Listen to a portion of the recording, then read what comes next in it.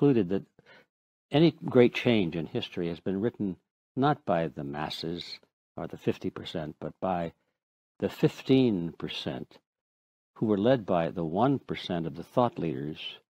And that 15% mobilized against the 15% of the other end of the spectrum who were perhaps trying to build a totalitarian state. It's always 15% against 15%. And that 70% in the middle is just waiting around. They don't know what's going on. They say, how is this all going to turn out? So the encouraging part is that we only need 15% of the population. And I believe that we already have that. Yeah. It's just that they don't know it. They think they're alone.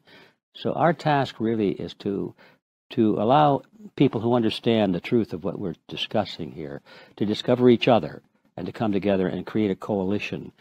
I think the other side, the other camp, has got a big problem it may not have anticipated, and that's holding its own people in place. Because when they see the outcome of this tragedy, and they see the deaths in their own family, their own friends, and maybe their own children and so forth, they cannot continue the way they are. And then everybody will have that crisis of decision of what to do about it. Do we continue to service and pay allegiance to evil, or do we stand against it? Right. After that point is reached, that's when we get to start rebuilding a brighter future.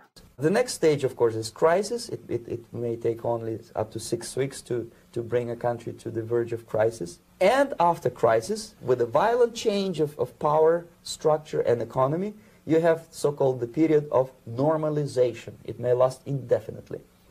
To promise people all kind of goodies and the paradise on earth.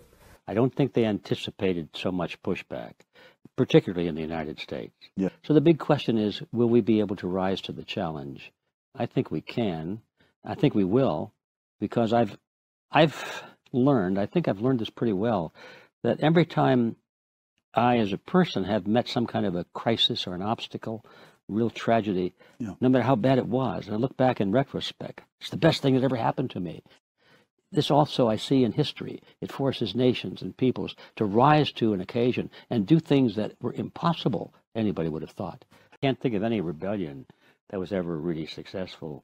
And I distinguish a rebellion from a revolution. Revolutions often work. Yeah. But the difference is rebellion is like without preparation, without organization, without a purpose. Right. But revolutions, like the American Revolution, are fought by, well, the American Revolution was fought by 13 governments, 13 nations. We called them colonies, of course, but they had a judicial system, they had a legislative system, they had taxes, they had a militia, they had an armory, they had everything that could be used in the defense or the attack against an aggressor. We don't have that unless we rely on the states. Okay, let's work on our states, not because we want to go into battle, but because that's our last line of defense. Yeah. Now, instead of aiding Russia, we've been aiding China in many, many ways. In the same way, we build up our enemies. We have to get the word out to that 15% that we're talking about, and then we have to mobilize that 15% to get out and do something, not just sit there and say, I wonder what's going to happen next. It's not about, well, which party you're going to vote for. We have to build this thing from the bottom up, county by county, city by city. That means we have to become organizers. We have to be activists. And we can't just sit in front of our computers and send emails to each other and say, gee, this is really terrible, isn't it? And I probably won't see the complete structure completed in my lifetime. But I go to bed with a smile on my face because I know that I am building, helping to build the foundation. And someday it will be beautiful.